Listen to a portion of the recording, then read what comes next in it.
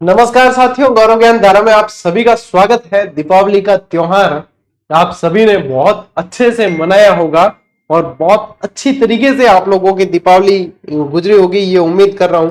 लेकिन फिर भी मैं ये भी जानता हूं साथ साथ में कि जब तक आप खुद अपने सपने साकार नहीं कर लेते और खुद सरकारी नौकरी का जो आपका सपना है उसमें आकर दीपावली नहीं मना लेते, तब तक आप लोगों को लगेगा कि हाँ, ये दीपावली अभी भी कम है। चलिए, आप लोग सभी स्वस्थ है, ये सबसे अच्छी बात है। और अब आगे आप लोगों को ध्यान देना है, आप लोगों को अपने लक्ष्य पे पूरी तरीके से फोकस करना है।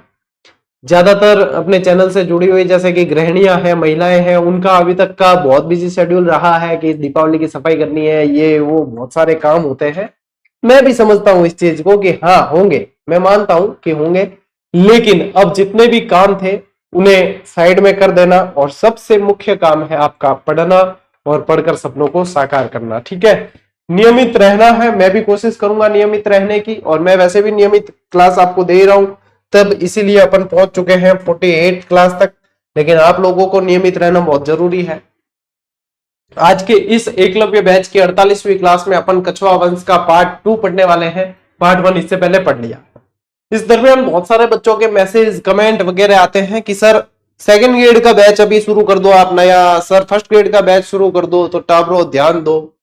मैंने आप लोगों से कई बार कहा है ये कि ये यहाँ रीट मेंस लिखा हुआ है, ठीक है, लेकिन ये साथ साथ में आप लोगों को ध्यान रखना है सेकंड ग्रेड और आप लोगों के फर्स्ट ग्रेड। ठीक है, ये फर्स्ट ग्रेड का भी कॉमन बैच है। इसके अलावा जो एक्स्ट्रा टॉपिक रहेंगे वो मैं अलग से करवाऊंगा इनके। बाकी ये जो कॉमन जो पढ़ा रहा हूं आप लोगों को, उसके लिए अलग से क्लासेस नहीं दूंगा मैं। ठीक है, तो इसलिए ये क्लासेस आप लोगों की भी चल रही है, इस बात को ध्यान में रखें। और क्योंकि फिर आप पूछने में ही समय गवा दोगे तो फिर समय एक बार निकल गया वो वापस आएगा नहीं। चलिए आज की क्लास को शुरू करते हैं। ठीक है, टाबो ध्यान दियो पूरा ही। ठीक है, इनू पहला है नहीं अपन मिर्जा जय सिंह पहले पहली सारी चीजें पढ़ चुके हूं। मान सिंह तक अपन ने पढ़ लिया है। ठीक है, मान सिंह तक लास्ट पढ़ा था। फिर उनके बाद में जो एक शासक बनते हैं भाव सिंह जी बनते हैं, वो ज्यादा पूछते नहीं है। और सीधा मोस्ट इंपॉर्टेंट शासक जो आप लोगों को पूछा जाएगा, मिर्जा जय सिंह। दो में कंफ्यूज होते हैं, एक तो मिर्जा जय सिंह, एक सवाई जय सिंह। मिर्जा जय सिंह और सवाई जय सिंह का एक जीजीडी फैक्ट भी आप लोगों को दिया था, चिंता मत करो, इसी क्लास में डाउट भी क्लियर कर दूंगा। तो अपने ध्यान रखना है मिर्जा जय सिंह। शाहजहां ने जय सिंह को मिर्जा की उपाधि दी थी, तब से ये मिर्जा जय सिंह कहलाए हैं। और इसके बाद में कई शासकों ने, कछवा वंश के शासकों ने मिर्जा की उपाधि धारण की है। इनके बाद में जो जय सिंह वापस शासक बनते हैं, विजय सिंह होते हैं, उनको सवाई की उपाधि देके सवाई जय सिंह जो है नाम हो गया था, वो औरंगजेब ने दी थी। तो ऐसे जितने भी कंफ्यूजन है वो सारे के सारे क्लियर करेंगे। आइए एक एक डिटेल को पढ़ते हैं। देखो, इनसे पहले आमिर के शासक कौन बने? कि मिर्जा के भाव पहले थे, ऐसे याद रखना कि मिर्जा से भाव पहले थे, मिर्जा के भाव पहले थे, कैसे भी याद रख लो, भाव सिंह इनसे पहले थे, ये ध्यान रखना है। समकालीन मुगल शासक किसके? मिर्जा जय सिंह के समकालीन मुगल शासक देखो, जहांगीर, इसके बाद में शाहजहां और औरंगजेब। जहांगीर, शाहजहां और औरंगजेब। पहले जब उत्तराधिकारी संघर्ष चला शाहजहां के समय, तब मिर्जा जय सिंह ने शाहजहां का साथ दिया, लेकिन बाद में औरंगजेब जीत गया तो फिर ये औरंगजेब की तरफ हो गए थे। ठीक है, इसीलिए औरंगजेब की तरफ से ये आगे पुरंदर की संधि भी करते हैं अपने किसे? शिवाजी से, मराठा शिवाजी। ठीक है, शाहजहां ने मिर्जा की उपाधि दी है, इसको मोस्ट इंपॉर्टेंट कर देना। ये पूछते हैं आपको कि मिर्जा की उपाधि किसने दी है, तो वो शाहजहां ने दी। किसने दी है? शाहजहां ने दी है, याद रखना। शाहजहां के पुत्रों के उत्तराधिकारी संघर्ष में पहले शाही सेना का साथ दिया। अब देखो, शाही सेना का नेतृत्व कौन कर रहा था? शाही सेना का नेतृत्व कर रहा था दारा सिकोह। कौन कर रहा था? दारा सिकोह कर रहा था। तो या तो शाही सेना आएगा या यूं आएगा कि शाहजहां, तो एक ही बात है। ठीक है, औरंगजेब, मुराद वगैरह ये सब विपक्ष में थे, और इनकी तरफ कौन था? शाहजहां की तरफ दारा सिकोह था।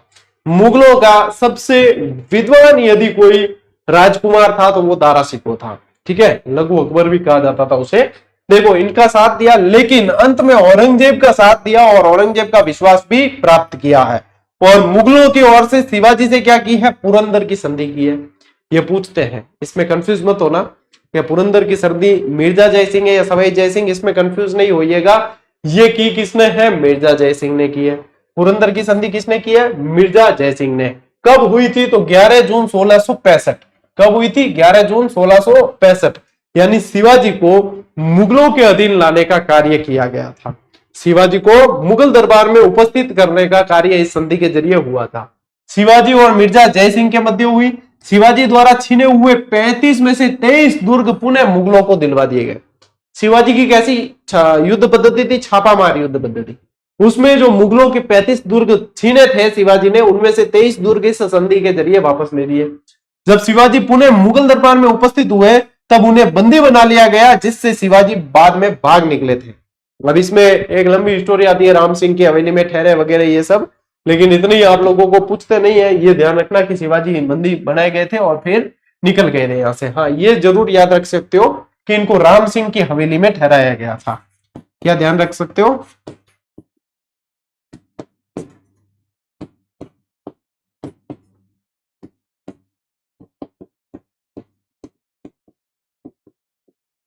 शिवाजी का कद थोड़ा सा छोटा था और औरंगजेब जब वहां से निकल रहा था तो शिवाजी भी जो है, एक तो पहली लाइन में खड़े नहीं रखे, पीछे खड़े रखे थे शिवाजी को, और शिवाजी का कद थोड़ा सा छोटा था तो ऐसे उछल उछल के ऐसे मतलब देखने की कोशिश कर रहे थे। तो बाद में औरंगजेब थोड़ा सा मुस्कुराता है, व्यंग्यात्मक हंसी हंसता है, वहीं से शिवाजी की खोपड़ी खिसक जाती है कि एक तो भाई तूने पहाड़ी शेर को जो है बंदी बना दिया है, तो ऐसे करके फिर वहां से भागने की योजना बनाते हैं और बाद में भाग निकलते हैं वहां से। ठीक है, तो ये ध्यान रखना।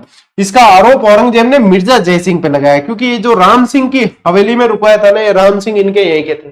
ठीक है, तो इसका आरोप भी मिर्जा जयसिंह पे लगा के तुमने सही जो है चाक चौबंद प्रबंध नहीं किए, इसलिए यहां से भाग निकला। तो इतनी चीज समझ में आ गई, तो स्क्रीनशॉट लो, आगे बढ़ेंगे भाई। ठीक है टाबरो, कंटिन्यू रहो, पहला कहो है, और जैसे आप लोगों के बेस्ट क्लास हो सकती है वैसे ही मैं क्लास दे रहा हूं आपको। फर्क नहीं पड़ता कि क्लास लाइव है या अपलोड। लाइव का मतलब है कि ये क्लास जो आप 8 बजे देख रहे हो उसको मैंने 7 बजे रिकॉर्ड किया है, यानी कि आप लोगों की भलाई के लिए।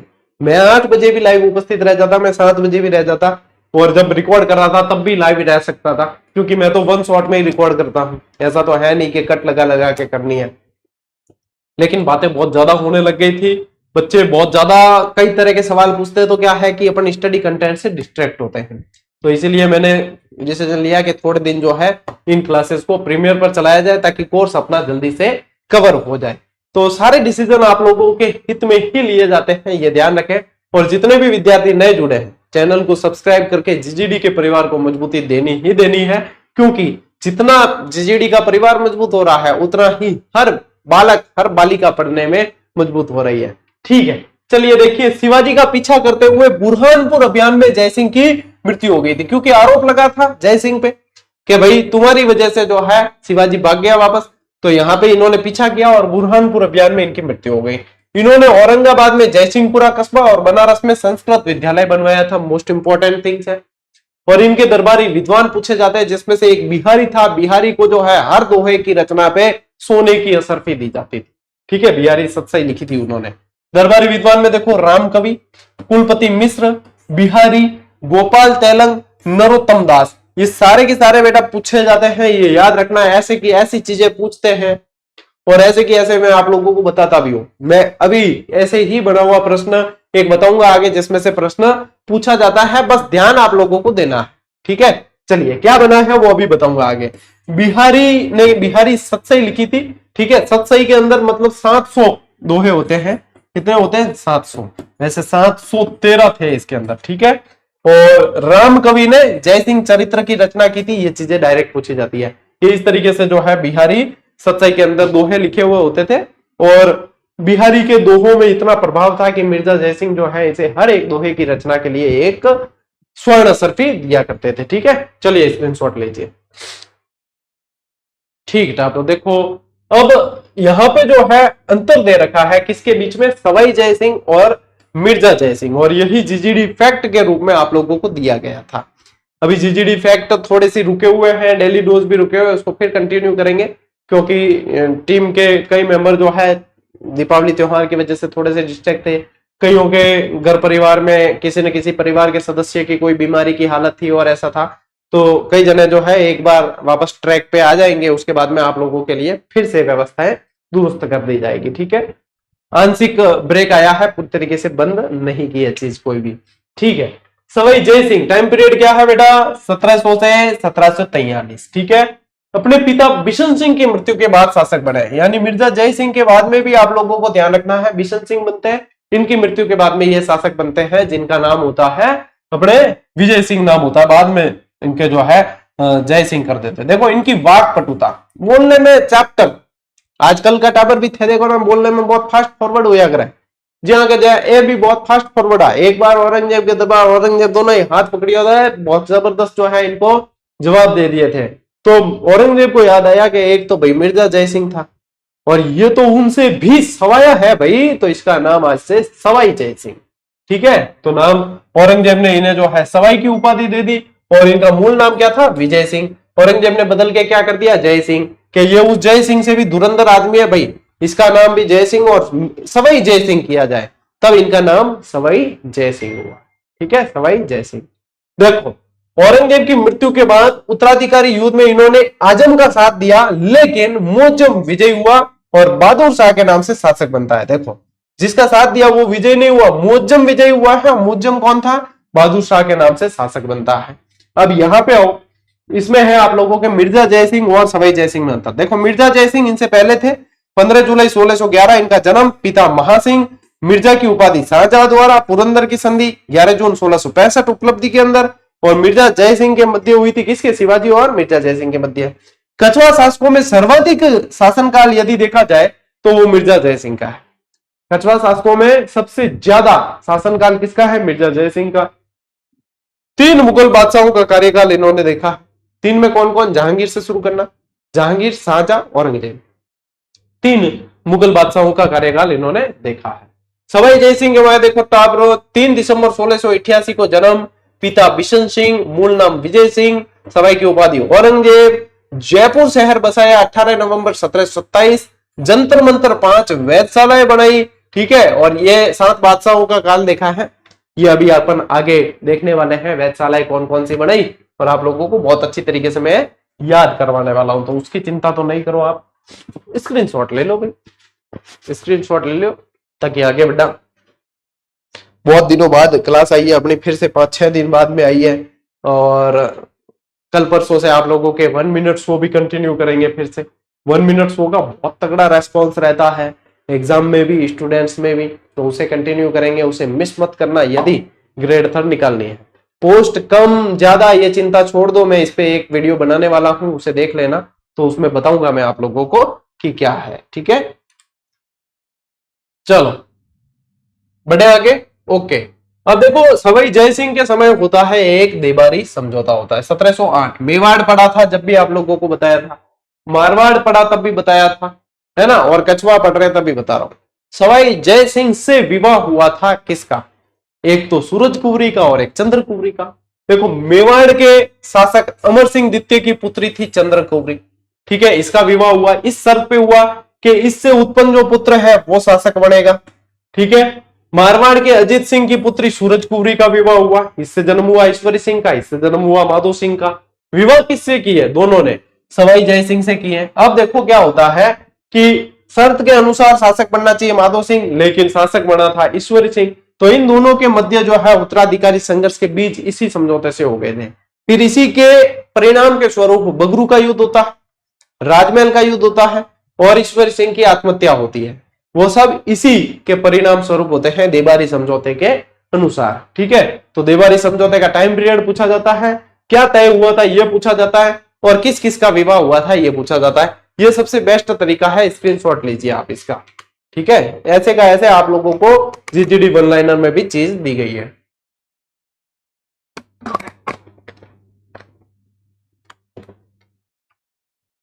देखो डॉक्टर सवाई जय सिंह ने बदन सिंह को डीग की जागीर दी और ब्रजराज की उपाधि दी। मोस्ट इंपॉर्टेंट कर देना, जो भरतपुर के जाट शासक है, भरतपुर और धौलपुर में जाट रियासतें थी, ये दोनों ही जाट शासकों ने शासन किया है। तो भरतपुर के जो जाट शासक है उसमें बदन सिंह को ब्रजराज की उपाधि किसने दी है, वो ध्यान रखना, सवाई जय सिंह। और क्या ध्यान रखना है, डीग की जागीर दी थी। सवाई जयसिंह के बूंदी उत्तराधिकार हस्तक्षेप के कारण मराठों का राजस्थान में आगमन हो गया। बूंदी के उत्तराधिकार का संघर्ष हुआ था, दलेल सिंह और वो थे उस समय वहां पे। तो इस उत्तराधिकार संघर्ष के कारण मराठों की हेल्प ली थी फिर बूंदी वालों ने। तो इसी जो है ये एक शुरुआत हो गई थी मराठों का जो है राजस्थान में आगमन यहीं से हो गया था। बाद में मराठों ने बहुत परेशान किया, तो जाकर क्या किया गया था, हुड्डा सम्मेलन हुआ था 1734 में।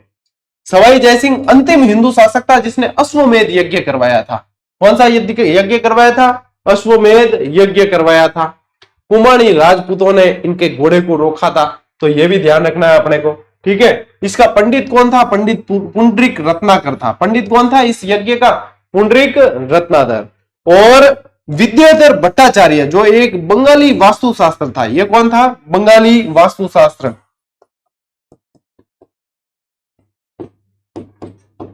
वास्तुकार कह सकते हो, बंगाली वास्तुकार था। इसने क्या किया, नक्शा बनाया, बहुत शानदार, बहुत बढ़िया तरीके से बसा हुआ है जयपुर। 18 नवंबर 1727 को जयपुर शहर बसाया गया। जयपुर शहर एक बहुत व्यवस्थित तरीके से बसा हुआ है, क्योंकि आप देखोगे जयपुर शहर के चारों तरफ तो एक तो परकोटा है, वो किस लिए? मराठों से सुरक्षा के लिए। इसके अलावा उसको बसाया बहुत अच्छी तरीके से गया, क्योंकि इसकी पहले डिजाइन बनाई गई थी। अपन भी घर का नक्शा बनाते हैं, उसके बाद में घर बनाते हैं, तो सब चीजें देखते हैं कि कहाँ क्या होना चाहिए, कहाँ पे क्या बेटर है, तो वो बढ़िया तरीके से ही चीज बनती है। एक डायरेक्ट ही क्या, हाँ की कौन क्या मर्जी पड़े जो बना दो, तो वो बढ़िया नहीं बने। और वो तरीको है बढ़िया बनाने को, तो ये बहुत व्यवस्थित तरीके से बसा हुआ है। अब मराठों के हस्तक्षेप से पूरा ही राजस्थान त्रस्त, बहुत परेशानी हो रही थी। तो फिर इनको रोकने के लिए हुड्डा सम्मेलन किया गया, जिसमें राजस्थान के सभी शासकों ने रामपुरा नाम की एक जगह पर एकत्रित होने का निर्णय लिया, और कि हम हर बरसात की सीजन में यहाँ एकत्रित होंगे और मराठों के विरुद्ध कैसे लड़ना है उसको तय करेंगे। लेकिन ये चल नहीं पाया, मतलब हर बरसात में एकत्रित हुए नहीं। क्यों? क्योंकि सभी शासक थे, सभी अपने आप को सूरमा समझते थे, एक दूसरे की जरूरत नहीं समझते थे, और फूट बहुत ज्यादा थी। अब देखो इसकी योजना किसने बनाई, ठीक है, इसकी अध्यक्षता किसने की, ये सारी चीजें पूछी जाती है। मेवाड़ के शासक पढ़ाए तब भी बताया था, लेकिन वापस बता रहा हूं कि हुड्डा सम्मेलन का उद्देश्य मराठों के विरुद्ध राजपूत एकता और मराठों के बढ़ते हस्तक्षेप को राजस्थान में रोकना था। योजना संग्राम सिंह द्वितीय के द्वारा बनाई गई, लेकिन संग्राम सिंह द्वितीय की हो गई थी मृत्यु। तो फिर अध्यक्षता की थी किसने? जगत सिंह द्वितीय ने की थी। और आयोजक कौन था? सवाई जयसिंह था। दिनांक 17 जुलाई 1734, स्थान हुड्डा भीलवाड़ा। अब इसमें शामिल कौन कौन हुए ये पूछते हैं। तो जयपुर से सवाई जयसिंह, जोधपुर से अभय सिंह, बीकानेर से जोरावर सिंह, और उदयपुर से अपने जगत सिंह द्वितीय है ही, राज सिंह जी किशन से, गोपाल सिंह करौली से, दलेल सिंह बूंदी से, दुर्जन साल कोटा से, और भगत सिंह नागौर से। तो ये सारे के सारे शामिल हुए थे, और इसमें से भी चीज पूछते हैं आपको कि कौन शामिल था, कौन शामिल नहीं था, ये चीजें पूछी जाती है। तो भैया स्क्रीनशॉट लीजिए। टावरो चीज एक एक बताऊं था ने, लेकिन थे अगर ध्यान प्रॉपर दे दियो नहीं तो आज तुम गढ़ जीत ले हो।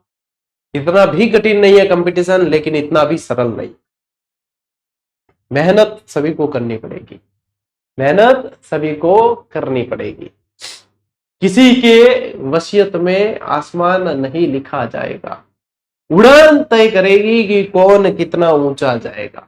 तो बस जिसके वसीयत में आसमान लिखा हुआ वो सरकारी नौकरी की तैयारी कर ही नहीं कि बाप दादा पढ़े बहुत प्रॉपर्टी की बहुत पया, हाँ मेहनत करे कौन?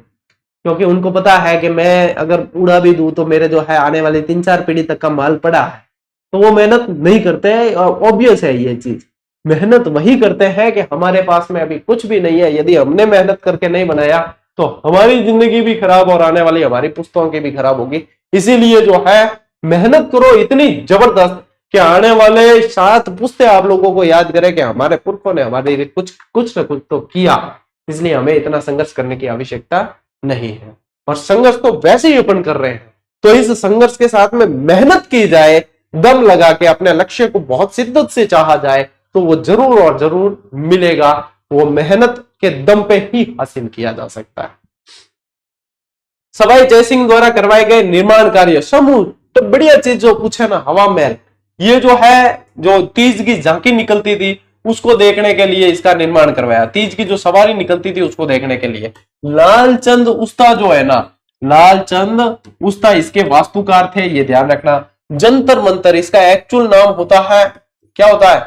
यंत्र मंत्र। ठीक है। इसके लिए मतलब ये एक क्या है, जंतर मंतर क्या है, जंतर मंतर वेधशालाएं हैं। क्या है, वेधशालाएं, जहां पे टेक्नोलॉजी के अनुसार चीजें स्थापित की गई। सूर्य घड़ी है, सम्राट यंत्र है, बहुत सारी चीजें जो आज अपन सोचते हैं कि यार इतनी ये गणना वगैरह कैसे कर लेते हैं, ये उस समय स्थापित कर ली थी सवाई जयसिंह ने। बहुत दूरदर्शी सोच का शासक था। जयपुर शहर को बसाया, जयबाण तोप स्थापित करवाई जयगढ़ के किले में, नाहरगढ़ दुर्ग का निर्माण करवाया, गोविंद देव जी का मंदिर बनवाया, चंद्र महल, जल महल, सिसोदिया रानी का बाग, ये सारे निर्माण कार्य इनके समय हुए। जिसमें से ये जो जंतर मंतर है ना, ये 5 वेधशालाएं थी। ये कितनी थी, 5 वेधशालाएं थी, जिसमें आप लोगों को याद रखना है इस तरीके से, डीजे बम, डीजे की आवाज आती है, बम बमा बम, ठीक है। डीजे बम का मतलब क्या है, देखो, डी से दिल्ली, जे से जयपुर, बी से बनारस, उज्जैन, मथुरा, याद रहिए क्या, दिल्ली जयपुर बनारस उज्जैन मथुरा, दिल्ली जयपुर बनारस उज्जैन मथुरा, दिल्ली जयपुर उज्जैन बनारस मथुरा, डीजे बम बमा बम, डीजे बम, डीजे बम, डीजे बम, यहां याद रही। और क्या याद रही, ठीक है, ये इसी तरीके से याद रहेगा। सबसे पहली ये दिल्ली वाली तो थी पहली, और ये जयपुर वाली बड़ी, क्षेत्रफल की दृष्टि से ये बड़ी, ठीक है। इस तरीके से याद रखो चीजें कि भूलो नहीं, काम आसान होना चाहिए। सवाई जयसिंह के दरबारी विद्वान देखो, पुंडरीक रत्नाकर, इसने जयसिंह कल्पद्रुम लिखी, बख्तराम इसने बुद्धि विलास लिखी। अब ये मैं आप लोगों को कह रहा था, चीजें इसी के अंदर से बनती है, प्रश्न यहीं से बनते, ध्यान देना। बुद्धि विलास से संबंधित प्रश्न बना हुआ है, ठीक है। मिलान करने वाले, अभी जो हाल ही में चतुश्रेणी एग्जाम हुआ उसके अंदर बना था, मिलान करने वाले से रिलेटेड था प्रश्न, यहां पे ध्यान रखना था। बुद्धि विलास, भगतराम। जनार्दन भट्ट की रचना देखो, श्रृंगार शतक, वैराग्य शतक। केवल राम की, ये ज्योतिष विशेषज्ञ था, ये ध्यान रखना। जगन्नाथ, सम्राट सिद्धांत, सिद्धांत कौस्तुभ। सवाई जयसिंह स्वयं भी लिखता था और ज्योतिष पे लिखता था, जीज मोहम्मद शाही और जयसिंह कारिका। सवाई जयसिंह को जो है मोहम्मद शाह, ये बहादुर शाह जो है ना, इसने जेल में डाल दिया था, मोहम्मद शाह रंगीला ने। किसने डाला था, मोहम्मद शाह रंगीला ने। तो उसको प्रसन्न करने के लिए जीज मोहम्मद शाही लिखी और जयसिंह कारिका, दोनों ज्योतिष पर आधारित पुस्तकें लिखी हुई है, ठीक है। चलिए स्क्रीनशॉट लीजिए इसका, सवाई जयसिंह से रिलेटेड, फिर आगे बढ़ते हैं।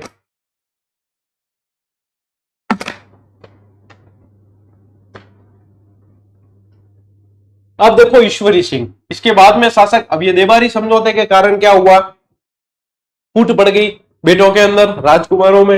यहां पे ध्यान रखो, ईश्वरी सिंह सवाई जयसिंह और सूरज कुंवरी का पुत्र था। सवाई जयसिंह और सूरज कुंवरी का पुत्र, देखो ये रहा देवारी समझौता। सवाई जयसिंह और सूरज कुंवरी, इनका और इनका पुत्र कौन था, ईश्वरी सिंह, ठीक है। अब ध्यान रहेगी नहीं ये चीज यहां से। चलिए, ज्येष्ठ पुत्र होने के कारण शासक बना, लेकिन देवारी समझौते के अनुसार माधो सिंह शासक बनना चाहिए था। अब ज्येष्ठ यानी बड़ा बेटा था, इसलिए शासक बन गया, लेकिन बनना कौन चाहिए था। देवारी समझौता क्या कहता, माधो सिंह। माधो सिंह का जन्म बाद में हुआ, तो फूट के ये बीज यहीं से डल चुके थे, ठीक है। जयपुर की गद्दी के लिए दोनों में उत्तराधिकारी संघर्ष हुआ, जिसमें पहला राजमहल का युद्ध होता है मार्च 1747। राजमहल कहां पड़ता है, टोंक के अंदर। राजमहल कहां पड़ता है, टोंक में। ईश्वरी सिंह और माधो सिंह के मध्य ये युद्ध होता है। ईश्वरी सिंह मदद रहता है किसकी, मल्हार राव होलकर की। और माधो सिंह का साथ कौन देते हैं, मेवाड़ और मराठा राणोजी। कौन देते हैं, मराठा राणोजी सिंधिया। अब यहां पे क्या होता है, इसमें ईश्वरी सिंह विजयी हो जाते हैं। हारते कौन है, यहाँ राणोजी सिंधिया हारते हैं, लेकिन राणोजी सिंधिया आपने जो है हार का मुआवजा इनसे मांगते हैं, ईश्वरी सिंह से। मराठों का बहुत ज्यादा दबाव ईश्वरी सिंह पे, ठीक है। यहाँ पे ये जीत गए, अब जीत की खुशी में ईश्वर लाट बना दी। राजमहल युद्ध विजय के उपलक्ष्य में ईश्वरी सिंह ने ईश्वर लाट बना दी, ये जो है ईश्वर लाट। और यहीं से कूद कर बाद में ईश्वरी सिंह ने आत्महत्या की थी, क्योंकि मराठों से बहुत ज्यादा परेशान हुए। इसे बोला जाता है सरगासूली या ईश्वर लाट। इसको क्या बोलते हैं, सरगासूली भी बोलते हैं। सरगासूली के नाम से, ये देखो सरगासूली के नाम से भी जाना जाता है। यह जयपुर के त्रिपोलिया बाजार में बनवाया गया और 7 मंजिला ऊंचा है। हो सकता है आने वाले समय आप लोगों को इसकी मंजिल भी पूछी जाए, तो 7 मंजिला ऊंचा है। 140 फीट इसकी ऊंचाई है। मराठों से परेशान होकर इसी से कूदकर ईश्वरी सिंह ने आत्महत्या कर दी थी। आत्महत्या कब की थी, 1750। आत्महत्या कब की थी, 1750। लेकिन इससे पहले एक युद्ध होता है 1750 से पहले, बगरू का युद्ध, वो अभी पढ़ाऊंगा मैं आपको, ठीक है।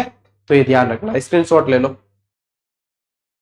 इससे पहले वाली सारी की सारी पीडीएफ मैं आप लोगों को उपलब्ध करवा चुका हूं। ठीक है, देखो भाई साहब, ईसरलाट से संबंधित जो इंपॉर्टेंट चीज है, जो वहां पे ईसरलाट के बाहर राजस्थान सरकार के जो है पुरातत्व और संग्रहालय विभाग ने लगा रखी इसकी जानकारी, वो मैंने यहाँ पे साझा कर दी है। क्या लिखा है इसके अंदर देखो, महाराजा सवाई जय सिंह द्वारा मेवाड़ तथा मराठों की संयुक्त सेना पर विजय प्राप्त करने के उपलक्ष्य में, यानी कि राजमहल के युद्ध में विजय प्राप्त करने के उपलक्ष्य में इसका निर्माण 1749 में निर्माण करवाया।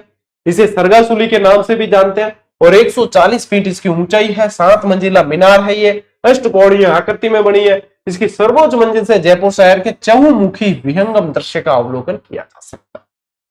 आगे बात समझ पल्ले पड़ी गए।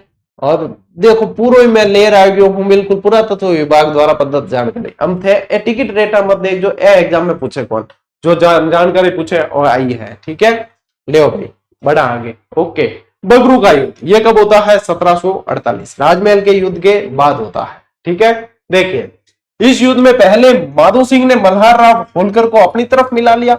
माधो सिंह और मराठों की संयुक्त सेना ने ईश्वरी सिंह को पराजित किया और इसको पराजित करके युद्ध के हर्जाने को मांगने लगे। देखो, लेकिन एक निश्चित हर्जाना तय कर मल्हार राव होलकर ने ईश्वरी सिंह को शासक बना दिया। समझो इस बात को, बगरू का युद्ध हुआ है, मल्हार राव होलकर ने बगरू के युद्ध में साथ किसका दिया? माधो सिंह का, और ईश्वरी सिंह को हरा दिया है। लेकिन ईश्वरी सिंह से एक हर्जाना फिक्स किया कि इतने पैसे मुझे तो शासक मैं तुम्हें बना दूंगा, क्योंकि मेरी मदद से ही तुम हारे हो। तो ये तय करके शासक बनाया ईश्वरी सिंह को। दबाव आर्थिक किस पे बढ़ रहा है? ईश्वरी सिंह पे बढ़ रहा है। इसके पास में, माधो सिंह के पास तो वैसे ही मेवाड़ की सहायता थी, क्योंकि ये तो मेवाड़ का द्वैता है, अपन ने पढ़ा है ना। तो ये तय राशि ना दे पाने के बाद मराठों के भय के कारण दिसंबर 1750 में ईश्वरी सिंह ईसरलाट से कूदकर आत्महत्या कर देता है। इतिहास में ऐसा पहला शासक है जिसने मराठों से डर कर आत्महत्या की, वो ईश्वरी सिंह है। भय से किया कि भाई ये मांगेंगे वापस, परेशान करेंगे पैसे। अब उधारी वाले आज भी अपन कई सारे किसे पढ़ते हैं ना, उधारी बहुत ज्यादा हो गई तो कई सुसाइड केस सुनने में आते हैं। वैसे ही यहाँ पे भी ये उस समय की उधारी थी। उधारी तो क्या हर्जाना था, पैसे लिए थोड़ी, लेकिन तय किए थे कि अब दूंगा, तो बात वहां पे आ गई देने की। तो फिर यहाँ पे ये चीज। इसके बाद में शासक कौन बनता है? माधो सिंह प्रथम। ठीक है, मल्हार राव होलकर और जयप्पा सिंधिया ने माधो सिंह को शासक बनाया और एक धनराशि की मांग की। ठीक है, धनराशि न देने पर मराठों ने जयपुर में उपद्रव भी किया। अब यहाँ पे उपद्रव किया तो पैसे न देने के लिए, मतलब क्या किया? पैसे न दिए तो उपद्रव किया। लेकिन ये भाई इनके पास में सहायता किसकी थी? मेवाड़ की थी, तो डरने वाले नहीं थे। अब माधो सिंह क्या करता है देखो, मराठों को सबक सिखाने के लिए माधो सिंह ने जयपुर नगर के सारे द्वार बंद करवा दिए, क्योंकि जयपुर कैसे एक मतलब चारों तरफ दीवारें थी उसके, मतलब पूरा दीवार से परकोटे से गिरा था। अब ये जो है हजारों की संख्या में यहाँ पे जो है घूमने आए हुए थे मराठे। ठीक है, मराठे यहाँ जो है घूमने आए हुए थे, चारों तरफ बंद करवा दिए, परेशान कर रहे थे। बंद करवा के कत्ले आम के काटो गाजर मूली की तरह, ठीक है, कत्ले आम मचा दिया, कहीं से भागने की जगह तक नहीं मिली। और ये उसको जो है सबक सिखाने के लिए किया, द्वार बंद करवा दिया और मराठों का कत्ले आम करवा दिया। तो ये ध्यान रखना कि एक भाई ने यहाँ पे तो क्या है आत्महत्या की है कूद कर, दूसरे भाई ने सबक सिखाने के लिए एग्रेसिव मूड में चला गया। ठीक है, फिर देखो बंटवारा का युद्ध होता है 1761। अब कुछ एक वन लाइनर के अंदर शायद एक मिसप्रिंट थी, पहले थी उसमें, लेटेस्ट वाली में नहीं है, उसमें 1861 आया, शायद 1761 कर देना, ये सही है। बंटवारा का युद्ध कब हुआ है? 1761।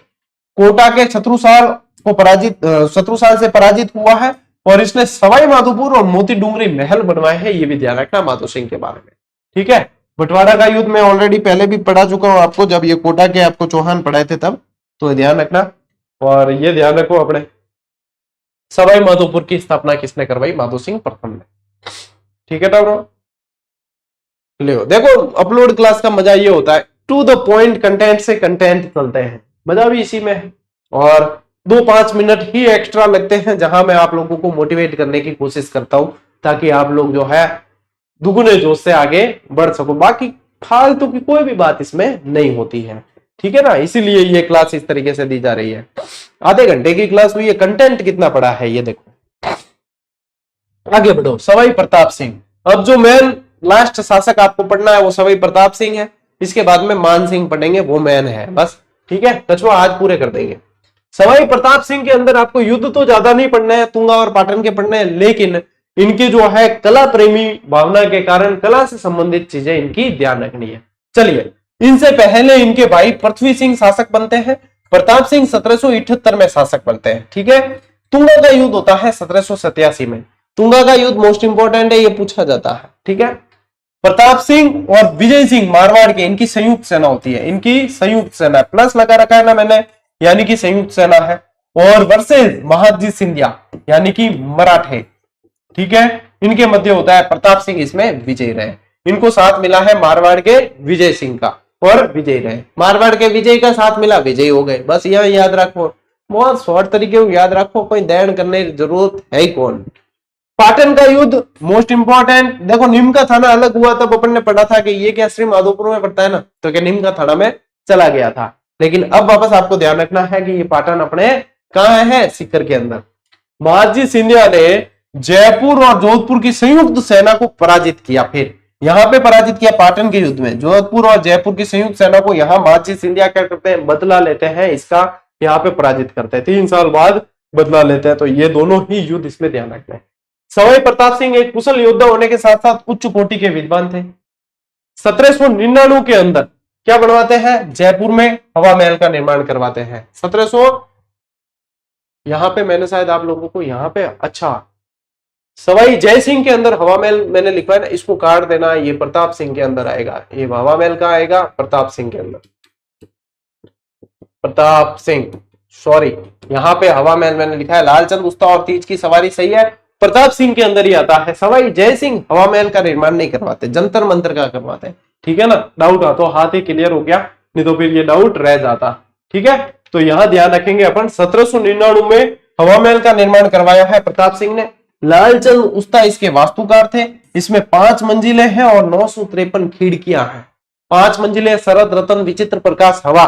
मंजिलों के नाम भी पूछते हैं, मंजिलों के नाम भी पूछते हैं, शरद, रतन, प्रकाश, विचित्र और हवा। ठीक है, तो ये ध्यान रखना है। गंधर्व 22 याद रखें। प्रताप सिंह के दरबार में कवि, ज्योतिष और संगीतज्ञों की मंडली 22 की संख्या में थी। 22 की संख्या में होने के कारण नाम 22 ही पड़ा। ठीक है, गंधर्व 22 कहते हैं, जिसे गंधर्व 22 के नाम से जाना गया। ठीक है, तो ये संशोधन हाथों हाथ ही करते हुए चलना। हवा महल के निर्माण से संबंधित जो है आप हाथों हाथ ही संशोधन करते हुए चलेंगे। डाउट जो है हाथों हाथ क्लियर हो गया, ठीक रहा, नहीं तो फिर मैं भी बाद में लास्ट में देखता तो मुझे लगता है अरे यार ये। ठीक है, चलिए, तो इसे हाथों हाथ संशोधित करते हुए चले। प्रताप सिंह खुद बहुत अच्छी रचनाएं, कविताएं वगैरह लिखते थे। ब्रज निधि के नाम से रचनाएं करते थे। ये ब्रज निधि के नाम से काव्य रचना किया करते थे। ठीक है, इनके संगीत गुरु चांद खां, इन्हें प्रताप, जो संगीत गुरु चांद खां है ना, इन्हें प्रताप सिंह ने बुद्ध प्रकाश की उपाधि दी। चांद खां को बुद्ध प्रकाश की उपाधि दी है। और काव्य गुरु इनके गणपत भारती थे। इनकी रचना संगीत सागर है, ये भी ध्यान रखें। संगीत गुरु चांद खां, काव्य गुरु गणपत भारती। ठीक है, संगीत सागर इनकी रचना है। इनके दरबारी देवर्षि ब्रजपाल भट्ट ने राधा गोविंद संगीत सार की रचना की है, ध्यान रखेंगे। और जयपुर में तमाशा लोकनाट्य का प्रारंभ भी इनके समय ही होता है। तमाशा लोकनाट्य का प्रारंभ भी, तमाशा एक्चुअल में महाराष्ट्र का लोकनाट्य है, यहाँ पे इनके समय जो है तमाशा लोकनाट्य प्रारंभ हो जाता है। ठीक है, तो ये अपने को ध्यान रखना। चलो, जगत सिंह द्वितीय, रस कपूर के कारण इनको पढ़ना है अपने को। देखो, प्रताप सिंह की मृत्यु के बाद शासक बनते हैं। इनके समय कृष्णा कुमारी विवाद हुआ। अब कृष्णा कुमारी विवाद होता तो वैसे कहां है, मेवाड़ के अंदर। आप लोगों को बताया था मेवाड़ का दूसरा कलंक राजकुमारी कृष्णा कुमारी को विष देकर मारना है, और कृष्णा कुमारी विवाद वही है। ईस्ट इंडिया कंपनी से संधि करने वाला जयपुर का शासक है। अपनी पासवान रस कपूर के कारण जयपुर का बदनाम शासक कहलाया। ये वही प्रभाव है जो अपन ने मारवाड़ की नूरजहां गुलाब राय के बारे में पढ़ा था, वैसा ही प्रभाव प्रताप सिंह यहाँ पे जगत सिंह द्वितीय पे रस कपूर का था, इसलिए जयपुर का बदनाम शासक कहलाता है। रस कपूर के नाम अपना आधा शासन कर दिया था और मतलब इसके ही नशे में रहता था। अंत में रस कपूर को नाहरगढ़ किले में कैद करवाया था फिर बाद में। ठीक है, क्योंकि सामंतों का बहुत ज्यादा फिर दबाव था, तो लास्ट में रहा है रस कपूर को कैद भी करवाया था। रस कपूर के कारण जयपुर का बदनाम शासक कहलाता है। एडी एडी तो मतलब घटना हुई है इतिहास में। देखो ए पासवाना याद रखनी, एक अनारा बेगम याद है कि गज सिंह जी के टाइम की, एक नन्नी जान याद है कि जसवंत सिंह द्वितीय के टाइम की, एक अपने रस कपूर होगी, एक अपने गुलाब राय होगी, है ना।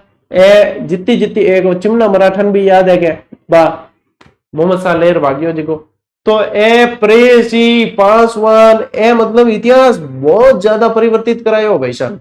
अपार इतना मतलब याद भी नहीं करना, राजा रे मजा मजा चक्कर में बहुत सारी चीजें अपनी सजा के रूप में बदल गई, यानी कि बहुत सारा इतिहास अपन को पढ़ना पड़ रहा है। ठीक है, that's a part of joke, इसको कोई भी सीरियस नहीं लेंगे। चलिए, राम सिंह द्वितीय, इससे पहले सवाई जयसिंह तृतीय जयपुर का शासक बनता है। जयसिंह के बाद राम सिंह नाबालिग अवस्था में शासक बनते हैं। राम सिंह के नाबालिग होने के कारण मेजर लुडलो ने प्रशासन संभाला था। मेजर लुडलो ने जयपुर का प्रशासन अपने हाथ में लिया था, संभाला। ठीक है, लुडलो के प्रयासों से जयपुर रियासत में सती प्रथा, कन्यावध, दहेज प्रथा आदि कुरीतियों पर रोक लगी। अंग्रेजों के कारण एक चीज ये फायदा हुआ है अपने देश को, अपने राज्य को, सभी को, कि कुप्रथाओं पे इन्होंने रोक लगाने का प्रयास किया। देखो, लुडलो के हाथ में प्रशासन आते ही यहाँ पे इन सभी कुप्रथाओं पे रोक लग गई थी। तो अंग्रेजों के ये फायदा ही है, विकास होना ये भी फायदा है। गुलाम बनाया, ये नुकसान अपन को लगता है, लेकिन फायदा भी कहीं ना कहीं हुआ है।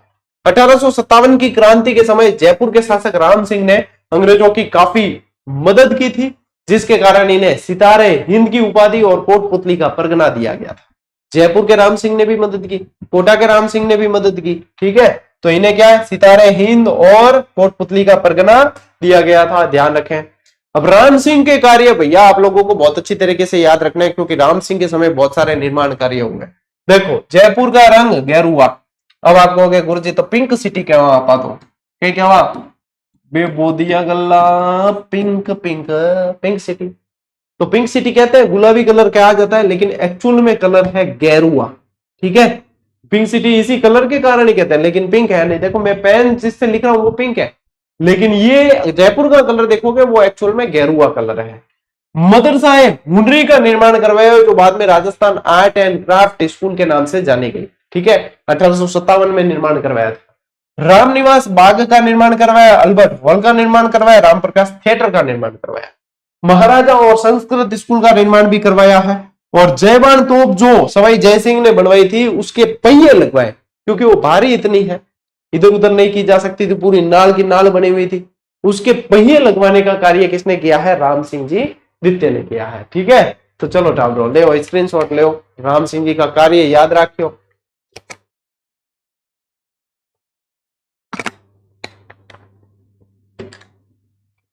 ठीक है, आगे बढ़ते हैं।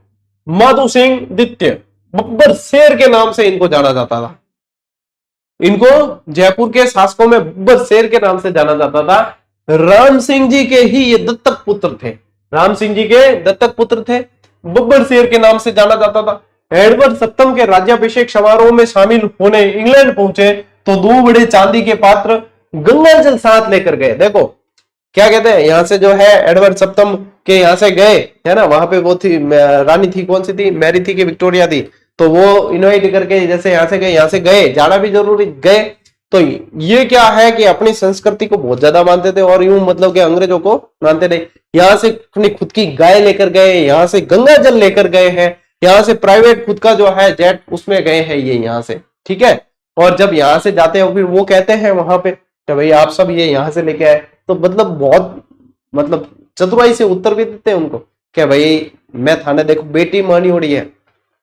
और हमारे यहाँ रिवाज है कि बेटी के यहाँ का हम खाते पीते नहीं, खुद के पूरे खाने पीने का सामान बनाने वाले हैं और सब साथ में लेकर गए थे ये। तो इन्होंने 2 चांदी के बड़े पात्र बनवाए गंगा जल के लिए, जो आज भी अपने वहां पे सिटी पैलेस के अंदर पड़े हैं। देखो इंसान खड़ा है पास में, इतनी बड़ी आकार के ये चांदी के पात्र इन्होंने बनवाए हैं, गंगा जल साथ लेकर गए थे। बनारस हिंदू विश्वविद्यालय के निर्माण हेतु मदन मोहन मालवीय को 5 लाख रुपए की सहायता दी। नाहरगढ़ दुर्ग में एक जैसे 9 महल बनवाए। जो नाहरगढ़ अपने जो महल पड़ेंगे ना उसके अंदर इनके भी नाम लिखूंगा आपको, सुख निवास, चंद्र निवास, वो सारे जो पूछे भी थे इस बार। तो अपने जो है 9 रानियों के लिए एक जैसे 9 महल बनवाए हैं विक्टोरिया शैली के अंदर, वो इन्होंने बनवाए हैं। सिटी पैलेस में मुबारक महल का निर्माण जो है वो भी माधो सिंह जी द्वितीय ने करवाया है। ठीक है, लीजिए स्क्रीनशॉट। माधो सिंह प्रथम ने सवाई माधोपुर कस्बा बसाया है, ये ध्यान रखना।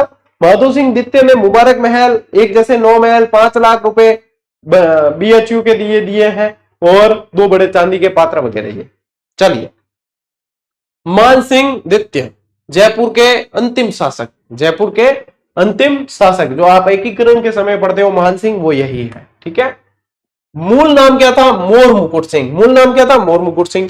माधो सिंह के दत्तक पुत्र। इनकी घुड़सवार सेना मान गार्ड के नाम से जानी जाती थी। एक देखो बीकानेर में ऊंट सेना पड़ी थी अपने गंगा रिसाला के नाम की, एक यहाँ पे मान गार्ड जो इनकी घुड़सवार सेना है। ठीक है, इनके प्रधानमंत्री मिर्जा इस्माइल को आधुनिक जयपुर शहर का निर्माता के नाम से जाना जाता है। मोस्ट इंपोर्टेंट कर देना, ये वही मिर्जा इस्माइल है जिसने जेंटलमैन एग्रीमेंट किया था, जिसने जेंटलमैन एग्रीमेंट किया था हीरालाल शास्त्री के साथ। इन्होंने गायत्री देवी से विवाह किया और उस समय की सबसे सुंदर रानी राजकुमारी कहे तो गायत्री देवी ही हुआ करती थी। गायत्री देवी राजस्थान की पहली महिला सांसद भी रही है, यह भी ध्यान रखेंगे आप। और एकीकरण के चौथे चरण में से अंतिम चरण तक मान सिंह जी राज प्रमुख रहे हैं। ठीक है, ये राज प्रमुख रहे हैं, ये अपने को ध्यान रखना है। ठीक है, चलिए स्क्रीनशॉट लीजिए, वहां पे आप फोटो देख पा रहे हो गायत्री देवी और मान सिंह जी का। और इसी के साथ साथियों आप लोगों के आज का ये सेशन शुरू होता है, साथ ही साथ अपनी जो है एकलव्य बैच की क्लासेज पुनः शुरू होती है। अब चूंकि आज क्या वार है? गुरुवार है, कल शुक्रवार है, कल क्लास आनी है। मैं शनिवार को भी इस बार आप लोगों को क्लास दूंगा ताकि अपने जो है, आप लोग तो बिजी थे मुझे पता है, लेकिन मेरी रणनीति चालू थी कि अब क्या करना है। मैं शनिवार को गैप नहीं रखे आप लोगों को क्लास दूंगा ताकि अपने जो है कवर अप जल्दी से कर सके। ठीक है, संडे को नहीं आएगी क्लास, फिर वापस सोम से शुक्र अपना शेड्यूल वही चलेगा। अब अपना इतिहास तकरीबन कवर होने के आया है। आप कछवा वंश पढ़ लिया, देखो मारवाड़ के राठौड़ पढ़ लिए, मेवाड़ के गोहिल पढ़ लिए, चौहान पढ़ लिए, गुर्जर पतियार पढ़ लिए, कछवा वंश भी पढ़ लिया। अब बहुत कम इतिहास में बचा है, इसमें फिर आधुनिक इतिहास की क्लासें आ जाएगी और इसके बाद में कला संस्कृति शुरू कर देंगे। तो भाई प्लानिंग बिल्कुल वेल सेट है आपकी क्लास उस तरीके से, लेकिन आपको नियमित रहना बहुत जरूरी है। डेली क्लास देखनी है, क्या मुश्किल से आपको 40-45 मिनट निकालने हैं, कोई ज्यादा है भी नहीं। देखो 40-45 मिनट में तो क्लास पूरी होगी। हाँ, लाइव के अंदर ये 2 घंटे की क्लास थी, लेकिन मैंने आप लोगों का समय बचाया है, तो आप लोगों को भी अपने इस समय को यूटिलाइज करना है। पुस्तकें मार्केट में आप लोगों के लिए उपलब्ध है, टेस्ट सीरीज ज्वाइन जरूर कर लेना। बाद में मत कहना कि भाई सर हमारे जो है टेस्ट सीरीज ज्वाइन करनी थी और रह गई। ठीक है, टेस्ट सीरीज में कॉम्बो 1, कॉम्बो 2, कॉम्बो 3 और ये जो है 2 और 3 साथ में आप लोगों को जैसे भी अभ्यास करना चाहो आप करें। पढ़ने की सुविधा आप लोगों के लिए उपलब्ध है और पढ़ने के बाद मेहनत करनी है और उसके बाद में सफलता आपकी है। ठीक है, इतना मैं जानता हूं। तो चलिए आज की क्लास में साथियों इतना ही, अब मिलते हैं अपन अगली क्लास में अगले सेशन के अंदर। तब तक के लिए राम राम, जय हिंद।